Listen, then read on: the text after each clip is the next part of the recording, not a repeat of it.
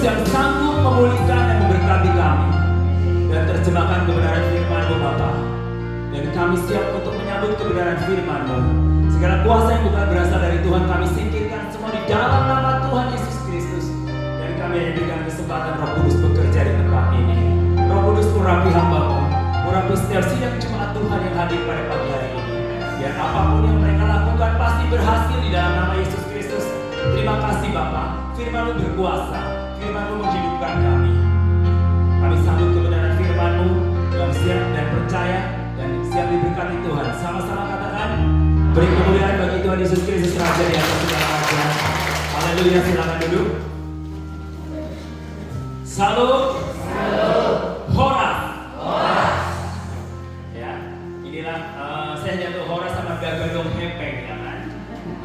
Itu yang saya tahu dari teman-teman saya dan kebanyakan juga teman saya di Sukabumi adalah orang-orang Batak juga ya, Batak Karo, ada Simalungun juga, ada Marga Sembiring, Purba, Simatumpang, terus Silalahi, banyak sekali karena hampir semua komunitas saya, karena saya di salah satu gereja namanya Gereja GBT Bethel Tabernakel, istilahnya gereja Batak Tionghoa. Jadi 80% orang Batak dari Sumatera datang ya, dan kemudian 20% paling orang Chinese-nya. Tapi saya bersyukur kalau hari ini saya ada di hati dia ya, bukan kebetulan tapi oleh karena anugerah Tuhan saya bisa bertemu dengan Bapak Ibu sekalian yang luar biasa. Di tengah-tengah daerah sini ada gereja Tuhan berdiri dan umat Tuhan menyembah Tuhan. Luar biasa saudara, karena di sana sulit sekali mendirikan gereja, di sini dengan mudah mendirikan gereja. Maka itu makin banyaklah gereja ya, dan makin banyak orang yang beribadah. Bukan soal gedungnya, gereja Tuhan itu adalah kita, saya dan saudara gereja Tuhan. Di mana saudara berada itulah gereja Tuhan, dan gereja Tuhan itu harus hidup di mana berada. Mau di kebun, ya kan? Mau di perusahaan, mau di kantor, mau di pemerintahan, gereja Tuhan hidup. Mau jadi caleg atau mau jadi anggota dewan, mau jadi presiden atau DPR dan lain sebagainya, gereja Tuhan dimanapun kita berada itu harus hidup. Kenapa saudara harus hidup? Karena kalau gereja Tuhan tidak hidup, bagaimana dunia ini akan menerima keselamatan dan kabar baik itu? Dan gereja Tuhan membutuhkan hidup. Kalau gereja Tuhan hidup, maka banyak orang-orang diselamatkan oleh karena gereja Tuhan hidup. Siapa gereja Tuhan? Siapa gereja Tuhan? Saya dan saudara. Gedung gereja ini bukan gereja Tuhan. Ini hanya tempat kita berkumpul, bersekutu di tempat ini. Dan gedung gereja tidak berpengaruh. Artinya gini saudaraku, wah berarti kalau gedungnya jelek Tuhan gak hadir. Oh kalau gedungnya mewah berarti Tuhan hadir. Oh gedungnya ber-AC berarti Tuhan hadir. Yang gak ber-AC itu gak hadir. Tidak saudaraku, karena kehadiran Tuhan Yesus Kristus tidak tergantung pada tempat, tidak tergantung pada situasi dan kondisi. Tapi Alkitab berkata 2-3 orang berkumpul dengan sehati, Allah hadir di tempat ini. Dan saya percaya saudara yang hadir di tempat ini bukan sembarangan. Mungkin banyak orang dengan kesibukan di kebun, sibuk arisan, sibuk pesta, mereka merayakan sesuatu dan hari Minggu mereka lupa ibadah. Tapi saudara hari ini ada di tempat ini karena saudara mencari Tuhan terlebih dahulu. Karena apa saudara yang kasih, Tuhan sudah berikan Senin, Selasa, Rabu, Kamis, Jumat, Sabtu untuk bekerja. Tuhan hanya minta satu waktu untuk berkumpul bersama-sama beribadah, yaitu tepat dengan hari kebangkitan Tuhan Yesus Kristus, yaitu jatuh pada hari Minggu. Dan kita merayakan kebangkitannya karena umat Kristiani telah bebas dari maut, telah bebas dari dosa dan merdeka dari hukuman dan kutukan dosa. Itu yang membuat kita rayakan setiap hari Minggu. Dan bukan hanya hari Minggu saja harinya Tuhan, tapi hari Senin, Selasa, Rabu, Kamis, Jumat, Sabtu, dan semua hari adalah harinya Tuhan. Meskipun saudara berada di kebun jagung saudara, tanaman sayur saudara, itu adalah harinya Tuhan, amin. Dan saudara bisa menyembah Tuhan bukan hanya di gereja ini, tapi saudara di kebun pun bisa menyembah Tuhan, karena hidup kita adalah penyembahan. Ku tahu hidupku adalah penyembahan. Terus hafal nggak? Hidup kita adalah penyembahan, amin. Di mana saudara itu menyembah Tuhan. Ketika saudara nanam jagung, haleluya, praise the Lord. Jagung ini diberkati oleh Tuhan, nanti mendatangkan hasil yang berlimpah ruah. Praise the Lord, nanti akan kupersembahkan buat Tuhan, pekerjaan Tuhan, untuk keluarga saya, untuk Tuhan. Saya percaya saudaraku, dimanapun saudara berada, lakukan dengan sukacita, dan Tuhan itu hadir di mana saudara berada. Karena Allah yang kita sembah bukan Allah yang bukan Senin, tapi Allah yang kita sembah Allah yang Immanuel. Kan Lalu baru ini kita merayakan Natal. Apa arti Natal? Natal itu kan kelahiran Yesus Kristus, bahwa Yesus ada bersama dengan kita, Immanuel. Makanya saudara lakukan yang mengatakan Yesus gak akan pernah tinggalkan kita, Yesus gak akan pernah biarkan kita, tapi Yesus selalu pegang tangan kita kemanapun kau pergi. Sekalipun kita berada dalam lembah kekelamaan, aku tidak takut bahaya, karena gadamu dan tongkatmu itulah yang menyertai aku. Saya bersyukur saya bisa dibawa oleh hambanya Bapak Pendeta Moses yang luar biasa ya. Kalau saya bilang Bapak Pendeta Moses kayak setrikaan ya. Jadi sejak saya dijemput oleh Bapak Pendeta Moses, gak pernah berhenti, gak pernah diem, kesana kesini, ngantar kami pergi ke wisata, ngantar kami ke pelayanan, terus jemput, ada doa yang melahirkan, kematian, dan lain sebagainya. Saya sendiri sampai pusing, aduh Pak, Bapak lakukan sendiri tiap hari. Iya katanya. Wah luar biasa, upahmu besar di surga. Kenapa beliau melakukan itu?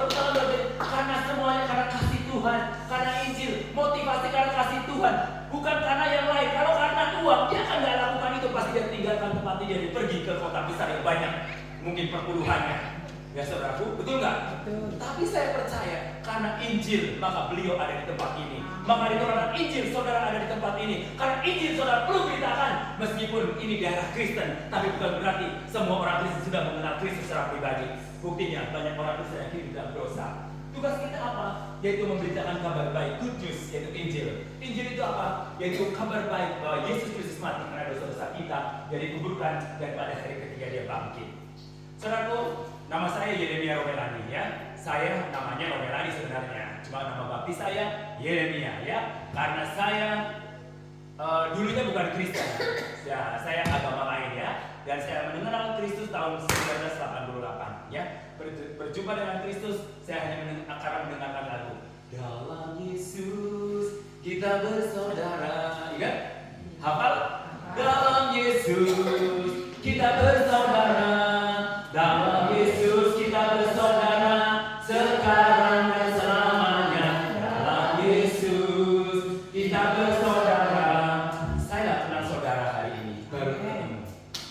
Saya kenal saudara yang pujian tadi.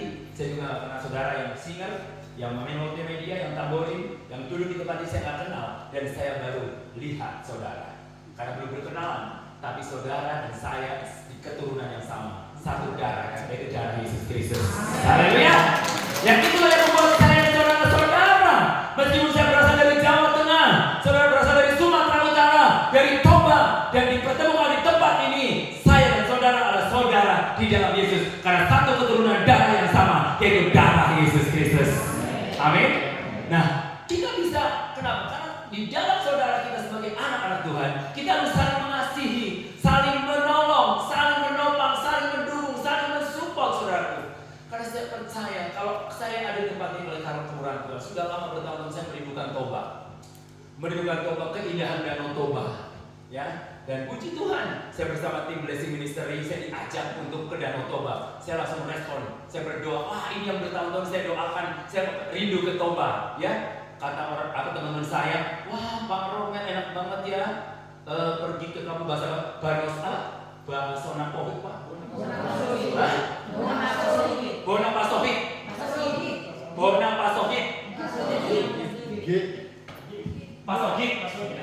Bonapasovic itu tanah kelahiran ya.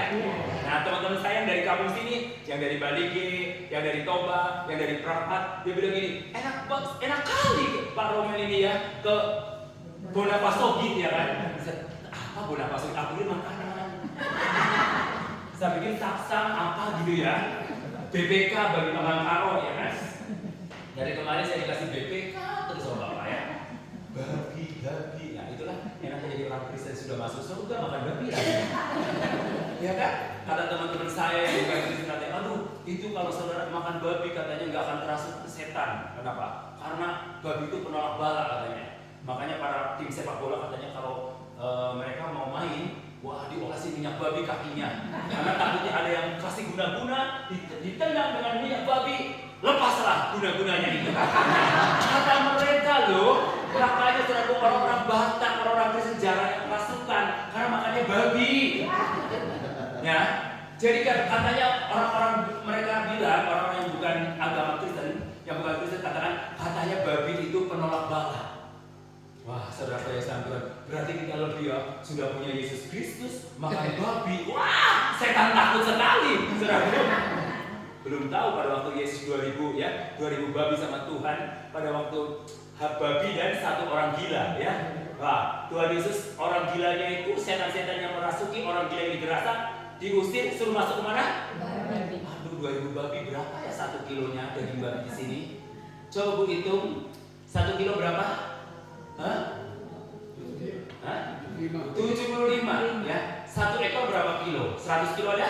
Ada. Berarti 7,5 juta kali 2000 berapa? Buset, ya kan? Susah hitungnya, pegel ya. Sekitar berapa itu, Ken? 1,5 miliar enggak? Hah?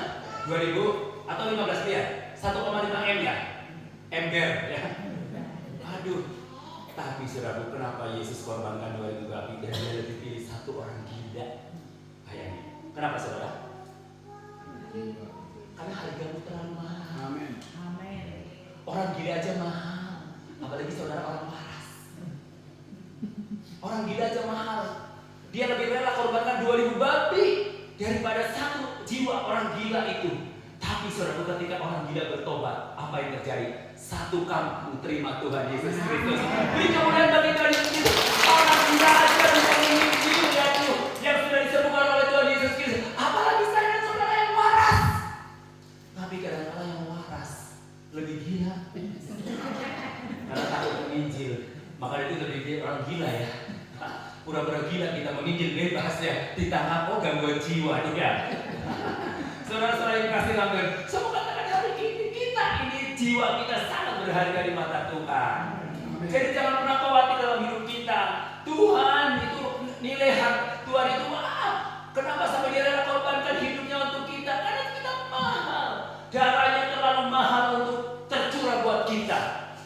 Terlalu besar kasih-Mu Bapa, pengorbanan yang Kau berikan bagiku.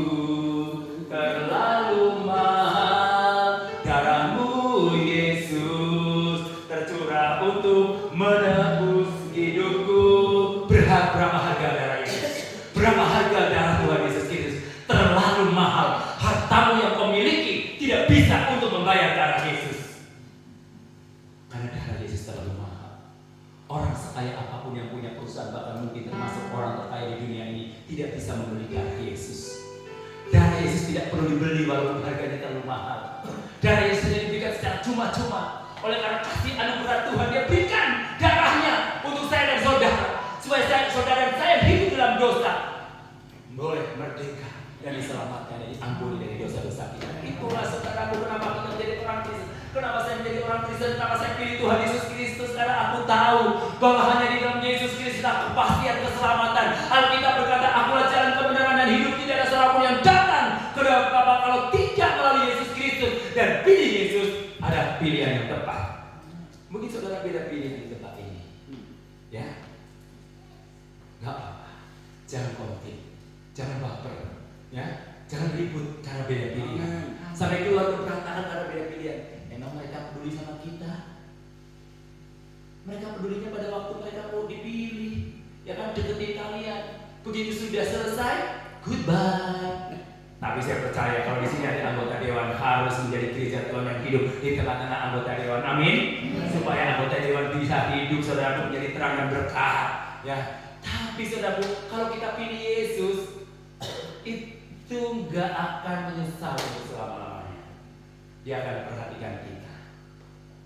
Yesus kenal kita? Saudara kenal Tuhan? Yes, pasti kenal. Yesus kenal kita karena kita mau menyenangkan hati Tuhan. Kalau hidup kita tidak menyenangkan Tuhan, Tuhan gak kenal kita. Dia hanya tahu, oh si Butet, oh si Laban, oh si Lalahi misalkan. Dia hanya kenal itu, tahu itu, tapi gak kenal kita. Kenapa? Karena kita hidupnya tidak menyenangkan hati Tuhan. Mengaku orang Kristen, tapi hidup kita jauh dari Tuhan. Mulutmu menyembah Tuhan, mulutmu memuji Tuhan, tapi hatimu jauh dari Allah. Nah, saudara-saudara yang kasih Tuhan, kekristenan bukan agama sebenarnya.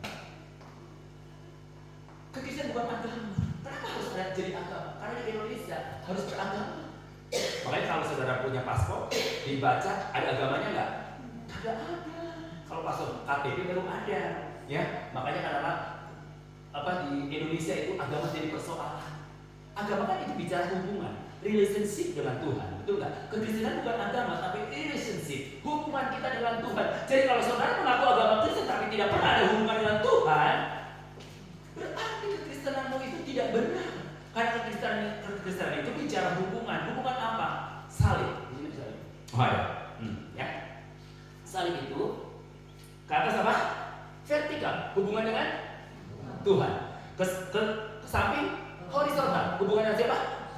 Kamu bicara, aku kasih Tuhan. Aku mencintai Tuhan. Aku sayang padamu Tuhan. Bahkan nyanyi lagu, aku mengasihi Engkau Yesus dengan segenap hatiku. Aku mengasihi. Tapi saudaraku, Tuhan tidak pernah tertipu dengan nyanyian. Ternyata saudara ini aku mengasihi Tuhan. Bohong. Kenapa?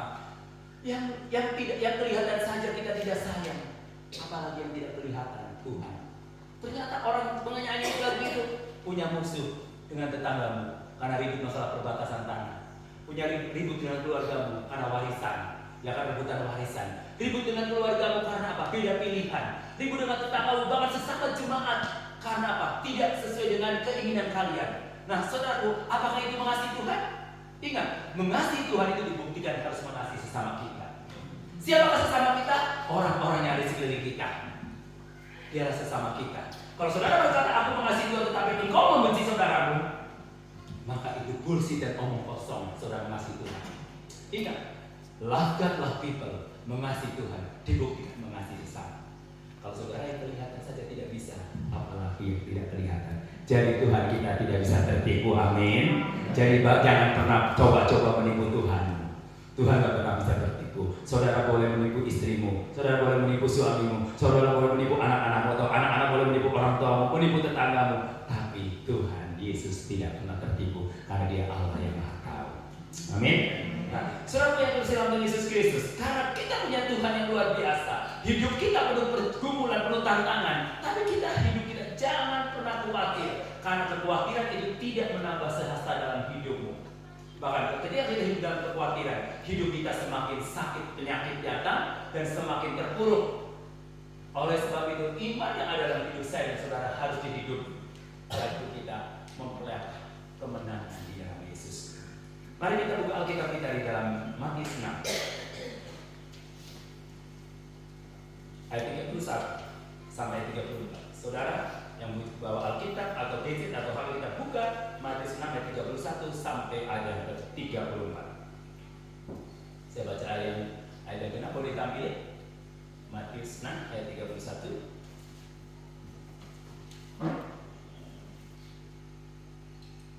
Oke. Ayat 31. Sebab itu janganlah kamu khawatir dan berkata, apakah yang akan kami makan, apakah yang akan kami minum, apakah yang akan kami pakai. 32, 23. Semua yang dicari bangsa-bangsa yang dimiliki Allah, tetapi Bapamu yang sudah tahu bahwa kamu memerlukan semuanya. Tetapi carilah dahulu kerajaan Allah dan kebenarannya, maka semuanya itu akan ditambahkan kepadamu. Sebab itu janganlah khawatir akan hari esok, karena hari esok mempunyai kesusahannya sendiri. Kesusahan sekali cukuplah untuk semua. Haleluya. Berbahagialah orang yang membaca dan merenungkan firman Tuhan siang dan malam, dan terlebih berbahagia lagi adalah orang yang mau melakukan firman Tuhan siang dan malam. Sebelum saya lanjut, saya sampai jam berapa memberitakan kebenaran firman Tuhan? Saya sudah ngomong di depan susah berhenti. Sampai jam berapa? Soalnya ada acara lagi, Bapak Moses. Jam 10 lagi. Jam 10 harus sudah selesai semua ya. Jadi supaya tolong, lewat sedikit boleh. Jadi tolong diangkat tangan ya. Stop. Ku mau katakan, nah maksudnya kepengennya sih lama, cuma kan waktu ya, waktu. Oke, saudaraku, kekhawatiran. Siapa yang pernah khawatir di tempat ini angkat tangan? Semua. Apa yang kamu khawatirkan? Hah? Banyak. Soal makanan? Yes. Pakaian? Ya. Minuman? Masa minuman khawatir? Banyak air minum di sini. Air katolu kan artinya air ya. 3 mata air. Banyak banget saya di rumah Pak Moses ya. Airnya nggak berhenti, mentang-mentang bayarnya 10.000 sebulan. Bayangin, kalau di tempat saya sama mahal air ya. Isi ulang aja udah 5.000 satu botol, ya kan? Aqua 20.000. Di sini mah terbuang-buang, ya, ngalir terus. Wah, luar biasa. Kalau kurang tinggal ambil di Danau Toba, ya, nggak akan ada air. Benar nggak? Tidak ada kekurangan air. Pasti mungkin di sini nggak keluar tentang minum, tapi pakaian, mungkin tempat tinggal, mungkin yang terutama uang ya. Uang, kuatir, uangnya. Hati senang walaupun nggak ada uang. Oh, kira-kira lagu itu benar atau hoax? Hah? Bohong ya? Bohong kan? Coba kalau saudara nggak ada uang, stres nggak? Riut kepalanya kata orang Sunda, sakit kepala pusing 7 keliling, ya kan? Tapi uang bukan segala-galanya, amin. Kita butuh uang, tapi uang bukan segala-galanya. Karena cinta uang adalah akar dari segala kejahatan. Orang yang mengejar uang akhirnya melakukan segala hal, menghalalkan segala cara untuk mendapatkan. Gak sedikit orang Kristen mencuri, gak sedikit orang Kristen menipu, gak sedikit orang Kristen korupsi. Karena apa? Karena uang. Berkelahi karena uang, bertengkar karena uang. Ya, tapi saudara, anak Tuhan, jangan cinta uang. Butuh uang, tapi jangan cinta uang. Amin. Carilah dahulu kerajaan Allah dan kebenaran, maka uang itu akan ditambahkan kepadamu. Hari Minggu waktunya ibadah, tinggalkan kebunmu, pergi beribadah, memuji Tuhan. Biarkan jagung-jagung dan sayur-sayurnya dipelihara oleh Tuhan. Dia akan tumbuh kok, gak usah dipelototin tiap hari, ya kan? Ukur, oh tumbuh 1 cm lagi hari ini, 2 cm, pegel lah dia saudaraku. Udah aja ya, burung aja tidak menabur, ya kan? Tidak menanam, dia gak pernah khawatir, dipelihara oleh Bapa di surga. Apalagi saudara, lebih istimewa dari burung-burung, karena saya dan saudara adalah sangat istimewa. Apa yang kita khawatirkan? Khawatir itu adalah untuk orang-orang yang tidak mengenal Tuhan. Anak-anak Tuhan seharusnya tidak khawatir. Karena apa? Iman kita, keyakinan kita, Bapa di surga memelihara hidup kita. Maka dari itu hidup kita itu harus berjalan dengan kebenaran firman Tuhan. Memang dalam kenyataan hidup kadang-kadang pusing, riat, dia akan mikirin kebutuhan hidup sehari-hari. Tapi sebenarnya saudara, di tempat ini hidup subur makmur asal kita rajin. Betul? Makanya dari sepanjang jalan saya nggak pernah ada lihat pemulung, lihat pengemis, ya sepanjang jalan ini di Toba. Nggak ada. Kenapa? Karena tempat ini tumbuh. Kenapa ini tanah yang subur makmur seperti Israelnya Indonesia. Tinggal saudara tanam, ya bisa tumbuh, bisa berbuah dan bisa kita nikmati. Gak punya sayur, tinggal petik minta ke tetangga misalnya, ya kan? Ada apa? Daun singkong, ya diiris-iris ditumbuk, ya kan? Gak punya santan, air juga banyak, gak usah pakai santan. Kalau kelapa ada di sini, tinggal beli kelapa, ambil kelapa, minta ke tetangga kalau seandainya ada, ya kan? Karena kita anak-anak Tuhan, saudara kan? Wah, kita lagi ada kelapa nih, boleh minta, tapi jangan tiap hari mintanya. Namanya itu peminta, saudaraku, ya kan? Cukup sekali minta. Masa minta? Beli dong, ya kan? Nah, saudara dikasih Tuhan Yesus Kristus, apa yang dikhawatirkan oleh bangsa-bangsa yang tidak mengenal Tuhan? Soal makanan, soal pakaian, soal minuman, soal tempat tinggal. Karena itu merupakan kebutuhan pokok. Kebutuhan pokok yang harus dimiliki setiap suku bangsa. Ya, karena itu saudaraku, kenapa? Ketika kita menikah, pasti harus punya rumah dulu. Masa beres menikah tinggal di kebun, misalkan nggak pakai tempat, nggak pakai atap, nggak pakai apa, tidur di kebun, ya kan? Tapi itu luar biasa sih, tidur di kebun atau di hotel bintang 1000 bintang. Karena nggak ada atap kan, tinggal ada langitnya, bintangnya banyak banget. Karena bintang 5 kan mahal hotel bintang 5. Cukup 1000 bintang kita punya, ya kan? Tidur di kebun, dia bintang di atas. Bahkan di luar negeri sekarang ada hotel yang 1000 bintang. Jadi dia ada tempat tidur, ada toilet, tapi nggak ada atap. Jadi tidur itu pun mahal harganya, saudaraku. Bilang pada orang itu, pergi jauh ke Toba, ke kebun, gratis, tidur situ, semuanya sendiri, ya kan? Nah, itulah manusia, ya kan? Selalu tidak puas dengan apa yang ada. Maka dari itu saudara, Tuhan mengajarkan kita selalu hidup mengucap syukur di dalam segala hal. Kita mengucap syukur dengan apa yang kita punya. Tetangga punya mobil, kita belum punya mobil, nggak usah sibuk, saudara. Amin. Malah kita harus bangga, wah puji Tuhan, Pak Pendeta punya mobil, jadi kita bisa boleh numpang. Ya kan? Kita harus bersyukur ketika teman kita, keluarga kita mungkin diberkati dan kaya. Setidaknya kita nggak akan pinjam uang sama kita kalau saudara kita kaya diberkati Tuhan. Jadi kita nggak usah iri, betul nggak? Bekerjalah dengan rajin Tuhan yang berkati kita. Bukan kita mengejar uang, nanti uang yang mengejar kita. Karena kebajikan, kemurahan selalu mengikutiku. Ku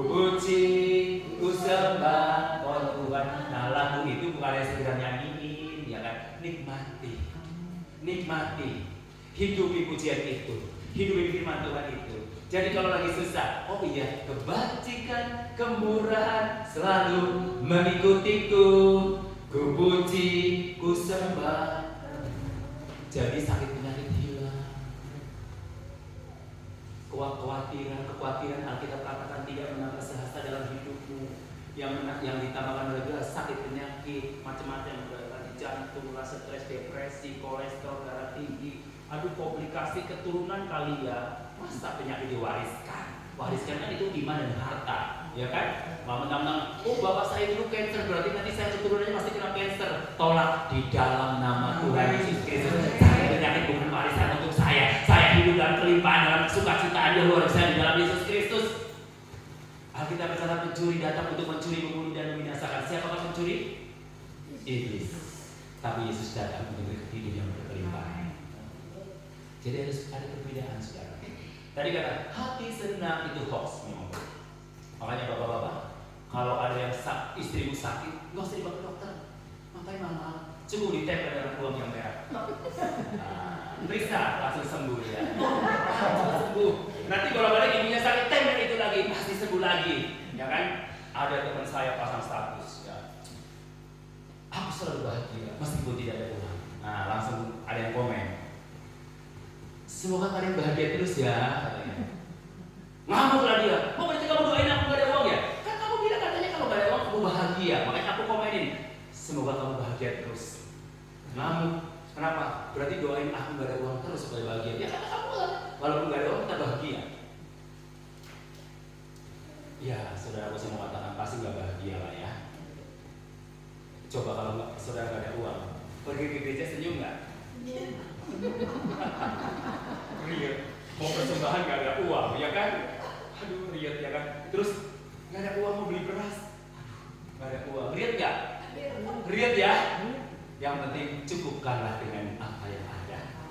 Meskipun kita gak kaya raya seperti konglomerat, tapi kita cukup beli mobil ada, ya kan? Cukup beli rumah ada, cukup beli beras ada, cukup beli anak ada, ya kan? Tuhan kan bilang, berikanlah aku pada hari ini makanan yang secukupnya. Secukupnya. Cukup beli ini, cukup beli ini, cukup beli. Haleluya. Makanya Paulus katakan, cukupkanlah dengan apa yang ada padamu. Dan kesusahan hari ini cukuplah untuk hari, karena hari esok ada kesusahan sendiri. Jadi kesusahan ini cukup hari ini. Hari esok ada kesusahannya sendiri. Tuhan yang bertanggung jawab atas hidup kita. Makanya Tuhan katakan, jangan kamu khawatir. Kenapa? Lihat loh, burung di udara tidak menabur, tidak menanam benih, tapi dia selalu makan dan gak pernah mati karena kelaparan. Kenapa? Karena Bapa di surga pelihara. Lihat loh, bunga bakung yang di padang, ya, dia tidak meminta, tidak menenun, tapi dihiasi jauh lebih daripada jubah Salomo. Coba tahu Salomo? Raja terkaya pada zaman Israel. Dia jubahnya mahal dan paling indah dari semua raja-raja. Karena raja terkaya, semuanya juga perkakasan terbuat dari emas. Saudara-saudara yang terkasih dalam Tuhan Yesus Kristus, Alkitab berkata, bunga bakung di padang tidak memintal, tidak menenun, tapi dihiasi jauh lebih indah daripada jubah. Keren gak? Apalagi burung di udara Tuhan pelihara dan bunga di bakung Tuhan hiasi. Apalagi saya dan saudara di Batak ini, daerah Batak Sumatera, Tuhan masih pelihara dan jaga. Amin. Burung, bunga, itu kan makhluk hidup biasa. Tapi kita adalah makhluk hidup yang luar biasa, yang istimewa, yang berharga. Kenapa? Ketika kita jatuh dalam waktu kita jatuh dalam dosa, Tuhan mau datang ke dalam dunia, lahir ke dunia. Kenapa saudaraku? Karena kita istimewa. Kenapa Yesus mau menjelma jadi manusia? Dia bisa menjelma jadi binatang nggak? Bisa nggak? Bisa nggak? Bisa. Karena Allah Maha Kuasa, Maha Bisa. Dia bisa menjelma jadi batu? Bisa menjelma jadi tumbuhan? Tapi buat Tuhan apa manfaatnya? Kenapa dia menjelma jadi manusia? Ayo, kenapa? Karena yang mau diselamatkan manusia, bukan seekor anjing, bukan. Kalau seekor anjing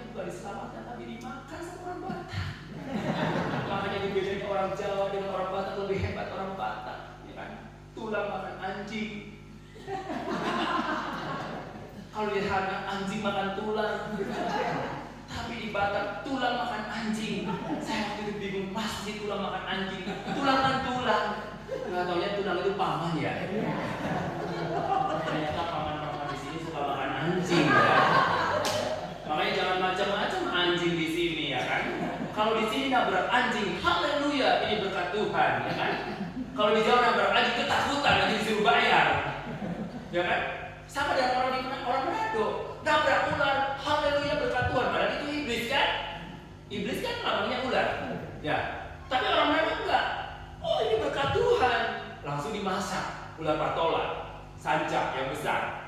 Nah, saudaraku, kenapa? Orang Batak berkata, semua binatang merah yang aku makan, kecuali kereta api. Itu pun karena kita. Oh, orang Sunda nggak mau kalah.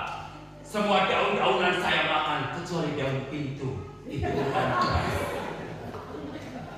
Jadi nggak heran. Kalau di Manado, kalau di Sumatera semua binatang dimakan, kecuali kereta api karena keras ya kan.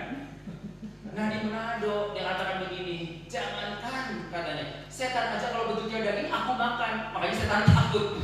Kalau dia mau Manado, takut jadi makan, ya kan? Nah, sama katakan hari ini, burung di udara tidak pernah menabur, tidak pernah menanam benih padi dan lain sebagainya, tapi dia dipelihara oleh Tuhan. Bunga panggung juga dipelihara oleh Tuhan. Maksudnya kita manusia, makhluk sosial, makhluk berharga, disuruh belajar. Lihat itu loh.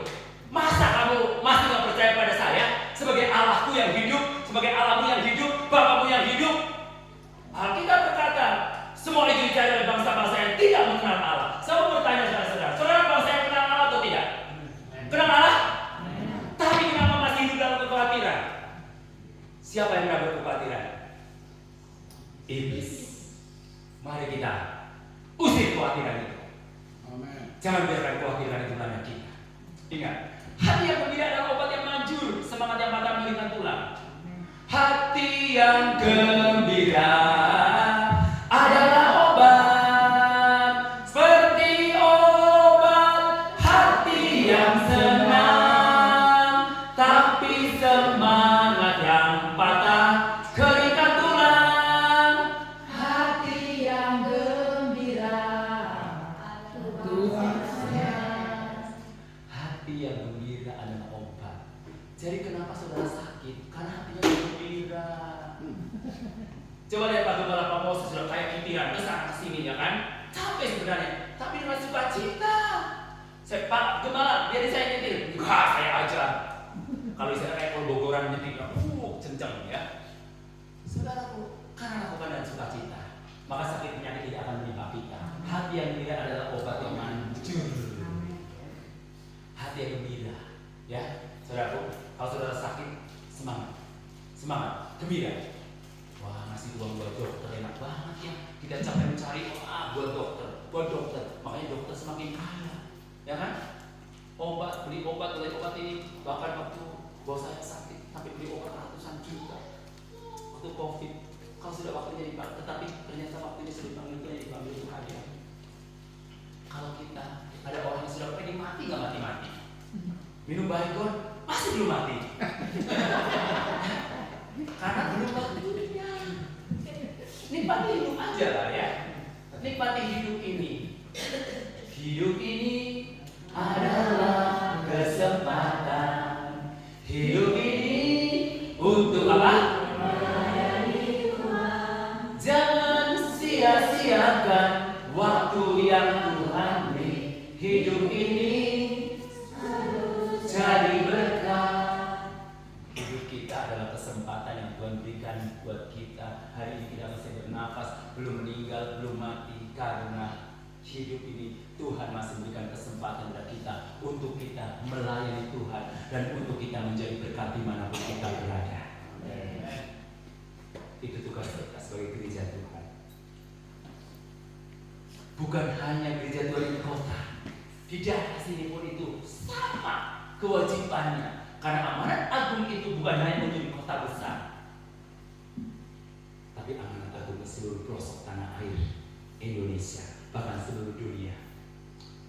Saya saya luar biasa banget ya kan. Saya lihat orang Batak itu hebat, kuburan aja masing-masing. Tadi saya Pak Pendeta, banyak banget sih kuburan di sini. 3 orang dikubur di sini, ladangnya luas, 3 orang dikubur, 1 orang. Saya bilang hebat banget ya orang Batak ya. Di sana kuburan 1 untuk rame-rame, bahkan ada 1 lubang untuk rame-rame. Iya, di sini ladangnya luas, cuma 1 kuburan, 2 kuburan. Hebat kali orang Batak ini. Bagaimana hebat? Itulah macam makan anjing, ya kan? Apalagi cuma kuburan. Ya, saya tanya kenapa Pak? Kok nggak di 1 tempat itu kuburan? Enggak, di sini masing-masing katanya. Makanya kok jarangnya ada kuburan yang rame-rame di sini, semuanya satu-satu, ada 3 gitu kan? Nah, saudaraku luar biasa karena mungkin tanahnya luas. Coba kalau di Jakarta kalian hidup di Jakarta. Makanya orang Batak yang tinggal di sana kebanyakan dibawa pulang ke sini ya. Iya, kemarin saya ditelepon sama teman saya, marga siapa ya? Marga Nababan kalau nggak salah dia siapa? Ditelepon. Mau mutadar. Pendeta itu telepon saya. Pak ini gimana ya? Dia pengen dibawa ke apa? Ke Sidikalang katanya. Biayanya kan mahal. Dan dia orang nggak punya apa istilahnya. Memang hidupnya dalam waktu itu saya temukan di rumah sakit. Dia hidup di rumah sakit itu dan karena dia tidak berkomunitas dengan arisan dan lain sebagainya. Jadi ya mungkin ketinggalan sama orang Batak gitu loh infonya. Jadi pada waktu itu dia BPJS sudah nggak keluar, ya kan karena nggak dibayar, dia harus keluar dari rumah sakit waktu itu 7 juta. Akhirnya saya berdoa, Tuhan gimana cara ngeluarin dia, ya kan harus BPJS-nya dibayar. Saya berusaha untuk ke dinas kesehatan nggak bisa, harus dibayar dulu baru keluar. Akhirnya saya berdoa dan saya tiba share ke teman-teman, siapa yang mau nabur ini ngeluarin anak Tuhan, ya yang di rumah sakit nggak bisa keluar ini bagaimana? Akhirnya dalam waktu berapa hari terkumpul dan kunci dan dikeluarkanlah bapak itu ya. Akhirnya keluar dari rumah sakit, dikeluarin rumah sakit, gak ada rumah tinggal. Aduh pusing juga kita. Akhirnya saya telepon orang marga Xiaomi, Bu, ini ada orang Sumatera ini terlantar dan ingin dia nggak punya tempat tinggal. Saya bilang, Bu, boleh nggak kontrak sebulan 500 tempat tinggal? Oh siapa? Sudah datanglah ke sini. Sudah ketemu lah. Katanya satu marga katanya. Nah bapak akhirnya gratis pula. Nah pentingnya punya marga ya. Nah ketemu bapak gratis ya makan lapoknya. Karena di sana ada lapok saudara. Kalau saudara nababan pasti gratis lapoknya ya. Nah sudah saya berserah dengan Yesus Kristus dan kemarin ditelepon muntah darah lagi. Aduh mau dibawa Sidikalang. Aduh biayanya berapa? Belum keluarganya, belum mati adatnya ya. Dalam hati saya, Tuhan kan manusia mati ya cukup dikuburkan di sana. Jadi kalau ada uang baru dibawa pulang, kan biayanya mahal ya Bu. Kecuali kalau ada yang mau biayain. Kan karena Alkitab biarlah orang mati menguburkan orang mati. Ya, begitu ya? Hah? Ya. Tapi kalau ada bicara lain kan? Ya betul nggak? Kalau di sini kan nggak bisa. Dan dia harus pulang. Gimana? Terus saya bilang sama pendetanya, udahlah. Iyain aja, diam aja loh. Pokoknya nanti biar kehendak Tuhan yang jadi. Kalau sudah mati emang dia tanya, dikubur di mana? Ya kan? Betul nggak? Betul. Kalau keluarganya protes, ya kamu kirim duit lah. Betul? Betul nggak? Setuju nggak? Kalau ada marga ini protes, kirim duit lah ke kita, ke mereka pendeta. Suruh kirim itu jenazahnya ke sana. Hidup ini simpel kan, gitu aja lo repot. Terus kalau nggak mau kirim duit gimana? Ya kubur di Sukabumi lah, betul nggak? Walaupun pesan bapaknya suruh kubur di Sidikalang, emang pesawat gratis? Ya, kan pesawat jenazah lebih mahal daripada pesawat biasa ya. Belum keluarganya, ya kan? Mungkin 20 juta, 30 juta habis. Betul nggak Bu? Betul nggak Pak? Iya. Saya bilang, udah, pokoknya bilang aja dengan firman Tuhan. Nanti kehendak Tuhan saja Pak, mau usah mikirin mati, Bapak mikirin hidup aja, gitu kan. Terus saya bilang sama pendetanya, udah aja kalau saya meninggal di sini ya kubur aja di Sukabumi, dia juga nggak nanya. Kan sudah mati masa nanya. Ya. Tiba-tiba udah mati mau dikubur, aku dikubur di mana? Terus mati lagi, enggak kan? Ya udah dikubur aja, ya kan? Kecuali kalau ada duit, nggak apa-apa, ya. Pulang ke kampung halaman. Kalau orang tua aja juga begitu. Ya kalau katanya sama, orang tua aja lebih lagi. Kalau jadi ada orang kalau misalkan itu, aduh jangan sampai ada yang nyumbang kerbau katanya. Kenapa? Kalau nyumbang kerbau, nanti anak-anaknya nggak bisa nanggung utangnya. Ada kerbau di sana mahal banget, saudaraku, bukan 10 juta, ada 30 juta, ada 100 juta. Kasihan anaknya, mending anaknya kalau pejabat punya banyak uang, kalau enggak seumur hidup hidup nanggung utang neneknya yang sudah meninggal. Bayangin saudaraku, apakah itu bukan penderitaan buat yang hidup? Ngumpulin uang buat cicil hutang, mending cicil rumah, ya kan? Tapi cicil hutang yang orang sudah meninggal, karena dia nyumbang, tapi kayak hutang, lebih baik nggak usah nyumbang, betul nggak? Itu bukan nyumbang namanya, ngasih pinjaman, ya harus dikembalikan nanti sama anak cucunya ditanggung. Nah, saudara-saudara yang dalam Tuhan Yesus Kristus, sebenarnya hidup kekristenan di dalam Tuhan itu simpel banget, karena hidupnya oleh kasih karunia Allah. Kematian kita kalau sudah mati kembali kepada debu, meskipun kau bangun dengan yang istimewa, yang keren, lebih keren dari gereja ini, saudara bangun, nggak menjamin saudara punya pahala di surga kalau sudah mati. Karena hubungan Tuhan dengan kita kalau sudah mati nggak ada hubungannya, saudaraku. Makanya waktu ada orang kaya yang tinggal di neraka, terus kemudian orang miskin Lazarus, tolong utus Lazarus untuk datang kepada orang kaya itu supaya bertobat. Udah nggak ada waktu. Maka dari itu kalau kamu saudara mau berbuat baik kepada orang-orang sekelilingmu, bukan pada waktu orang itu sudah meninggal, tapi waktu masih hidup, saudaraku. Amin. Jadi harus ada perbedaan, apalagi gereja Bethel Indonesia, gereja yang sudah mengenal kebenaran Tuhan. Jadi lebih utamakan pekerjaan Tuhan daripada pekerjaan diri kita sendiri. Kita rela membangun besar-besaran untuk diri kita sendiri, kadang-kadang kita sulit memberi untuk pekerjaan Tuhan. Bukan kita miskin karena kita kikir atau pelit untuk pekerjaan Tuhan. Ingat, orang kikir masuk surga enggak? Enggak. Dosanya jadi bintang nggak boleh karena saking pelit. Dia dosa kikirnya sama Tuhan Yesus, salibkan dosa kikirnya ke sini. Saya tadi khotbah di sana saya bilang, Pak Pendeta, ketahuan kalau jemaat sini yang kikir waktu meninggalnya. Tahu nggak kalau waktu meninggal orang yang kikir, tangannya memegang begini. Aku meninggal, hartaku jangan diambil. Mati. Tapi kalau yang orang murah hati, pasti tangan jawab, silakan ambil hartaku untuk pekerjaan Tuhan.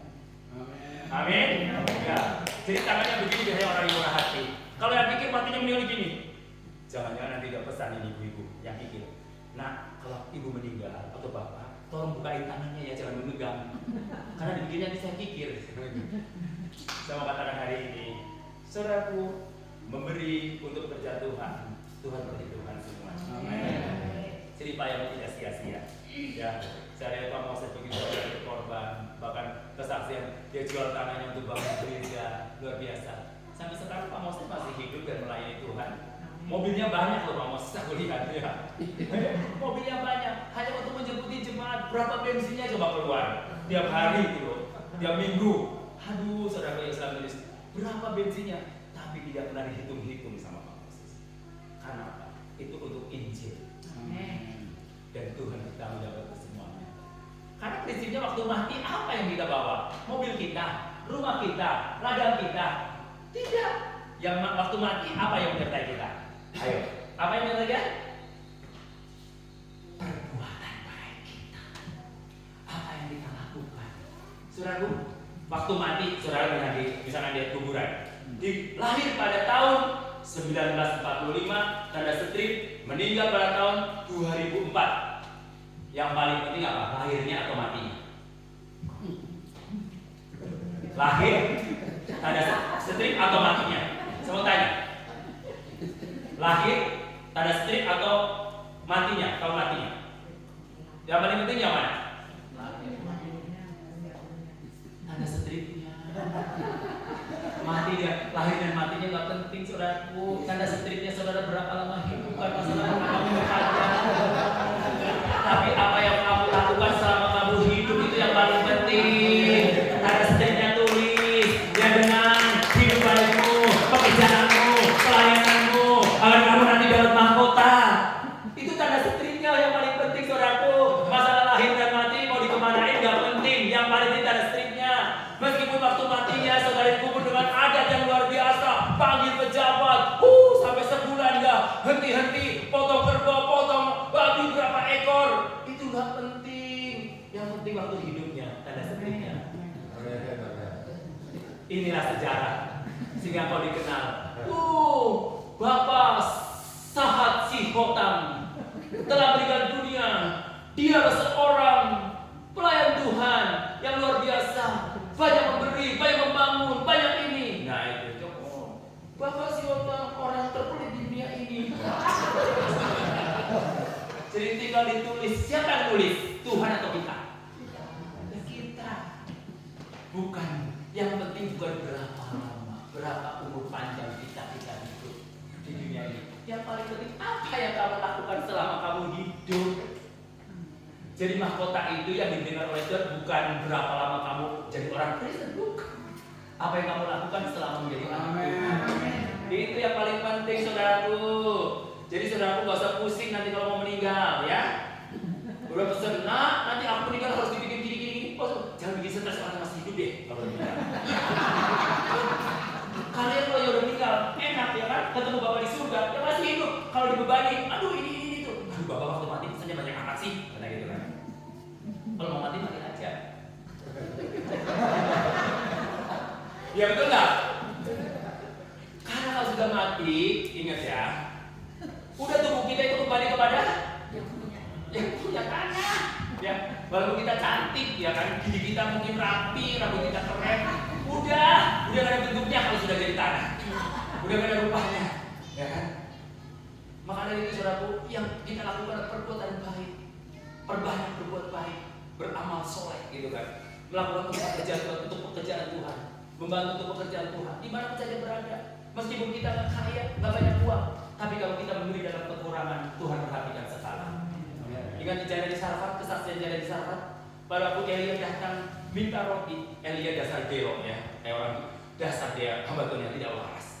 Kenapa saya katakan begitu? Dia datang tiba-tiba ke janda yang sudah susah, ya sudah mau mati, kalau nggak tinggal tepung segenggam minyak, tinggal setetes, dia minta, tolong bikinin roti. Kalau saudara sebagai janda di Sarfat, ibu, kalau misalkan ibu posisi janda di Sarfat, kira-kira dikasih nggak begitu? Tepung sama? Enggak ya? Pas, aja, mau makan. Oh, kalau dikasih ke kamu, aku bisa mati. Itu enggak? Kan kata gerundelan daripada janda itu juga begitu. Ini cuma segenggam. Tapi Elia maksa. Pasti kalian kalau kalian waktu itu jadi janda Sarfat, pasti kesal sama misalkan Pak Moses datang ke ayo saya lapar banget nih, tolong buatkan ini. Pak, ini tinggal segenggam tepung ini roti buatkan untuk anak saya. Jangan Pak, maksa kamu. Tolong buatkan. Kenapa maksa? Karena untuk menguji mungkin dari Tuhan, ya kan? Nah, tinggal kita responnya bagaimana, ya? Jadi Sarfat diuji waktu itu dalam kekurangannya. Akhirnya jadi, dengan berat hati memberi seperti seorang sakit waktu melahirkan. Gitu kan? Itu loh. Satu melahirkan kasih minyak, setetes, aduh kesel banget sama Elia. Gitu. Mungkin sampai kesel. Tapi saudaraku, apapun posisinya waktu itu, janda di Sarfat memberi untuk Elia. Apa yang terjadi? Tepungnya berkali lipat ganda. Oh, minyaknya berguli-guli. Nggak habis-habis. Ayo ambil drum. Terus. Kenapa saudara? Setetes minyak dan segenggam tepung bersama Yesus Kristus akan menjadi berkelimpahan. 5 roti dan 2 ikan dimakan 5.000 orang. Sisa berapa? Coba hitung. 5 ditambah 2 dibagi 5.000 sama dengan berapa? Makanya Tuhan Yesus itu paling bodoh matematikanya. Kalau kimianya dia A+, dia campur air jadi anggur. Oh, dia renangnya hebat, bisa berjalan di atas air. Tapi matematikanya jadi bodoh. Masa 5 ditambah 2 bagi 5.000 sama dengan 12 Coba itu. Makanya dapat D dia. Gak lulus matematika. Tapi saudaraku, itulah matematikanya Tuhan. 1 ditambah 1 sama dengan 1000. Kalau matematikanya, guru matematika 1 ditambah 1 sama dengan 2. Tapi kalau sama Tuhan 1 ditambah 1 sama dengan 1000. Makanya saudara kadang bingung. Pendapatan kita segini, buat pekerjaan Tuhan segini. Kadang-kadang ada plus ya. Bingung kan? Saya pernah ngalamin. Gaji saya 400.000. Saya beli rumah kecil waktu itu. Tadi saya kesaksian rumah yang kedua. Rumah pertama beli harga 33 juta. Gaji saya 300.000. Waktu itu saya full timer gereja, Pak. Gajinya 300.000. Tahu sendiri, full timer gereja tiap hari datang anak-anak pulang sekolah makan di situ. 300.000. Terus tiap minggu, malam minggu itu penuh dengan anak-anak muda makan di situ. Belum mereka pergi uang transfer, minta ke saya juga. Ini saya pendeta atau pengusaha? Emang kita dinas sosial, ya kan? Tapi selama itu kita harus berikan, ya kan, berikan. Saya punya utang 400.000 setiap bulan harus cicil, gaji 300.000. Tapi kok ya aneh, bisa lunas? Gak tahu dari mana. Ya itulah matematikanya Tuhan. Meskipun secara dunia nilainya B, tapi menjadi A+ di hadapan Tuhan. Karena 1 ditambah 1 sama dengan tak terbatas. Tapi menurut ilmu matematika 1 ditambah 1 sama dengan 2. Tapi menurut ilmunya Tuhan Yesus 1 ditambah 1 dibagi 5.000 sama dengan berapa? Tak terhingga. 5 roti dan 2 ikan dimakan 5.000 orang, sisa 12 pekul. Ada yang komplain, waktu itu sih gak ada orang Manado sama orang Batak. Kenapa emangnya kalau orang-orang? Soalnya pasti bungkus pulang ke rumah. Jadi gak ada sisa katanya.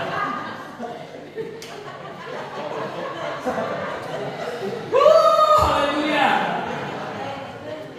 Tapi saya percaya, saudara juga di sini pasti menyediakan makanan. Kadang, aduh, padahal banyak yang datang. Kok lebih? Kok lebih?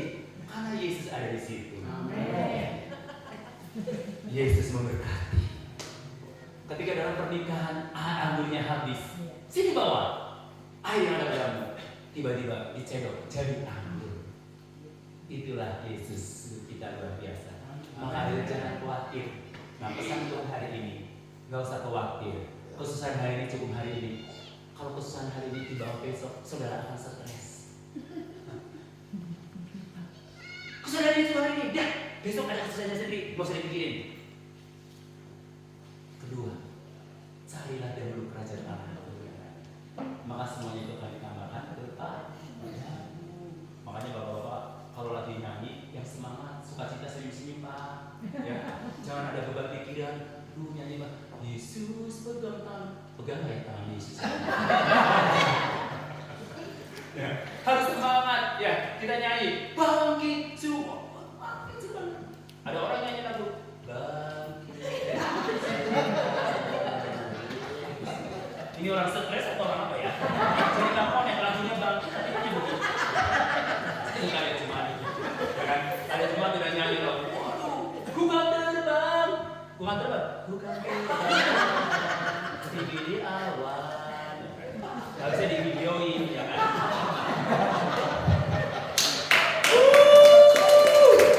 Tapi jemaat di sini nggak ada amin.